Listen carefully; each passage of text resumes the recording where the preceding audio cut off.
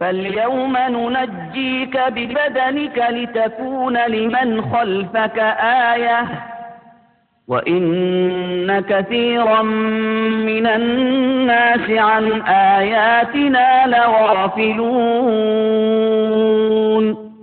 എന്നാൽ നിന്റെ പുറകെ വരുന്നവർക്ക് നീ ഒരു ദൃഷ്ടാന്തമായിരിക്കുന്നതിന് വേണ്ടി ഇന്ന് നിന്റെ ശരീരത്തെ നാം രക്ഷപ്പെടുത്തിയെടുക്കും.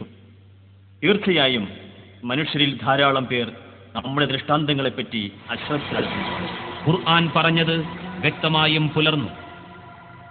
1881 ചെങ്കടലിൽ നിന്ന് കിട്ടിയ ഫിർഔന്റെ ഈ മൃതദേഹം ഈജിപ്ഷ്യൻ മ്യൂസിയത്തിന്റെ റോയൽ മമ്മി ഹാളിൽ ഒരു ഗ്ലാസ് പെട്ടിയിൽ സൂക്ഷിച്ചിരിക്കുന്നു.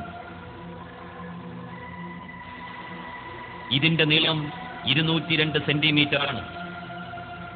BC 1235 മുങ്ങിച്ചത്ത ഫിർഔന്റെ ജഡം 3116 വർഷങ്ങൾ കടലിൽ കിടന്നിട്ടും മത്സ്യം തിന്ന് നശിപ്പിക്കുകയോ ചീഞ്ഞു പോവുകയോ ചെയ്യാതെ നിലനിന്നുവെന്നത് ഖുർആൻ ഒരു ദൈവിക ഗ്രന്ഥമാണെന്നതിന് വ്യക്തമായ തെളിവാണ്.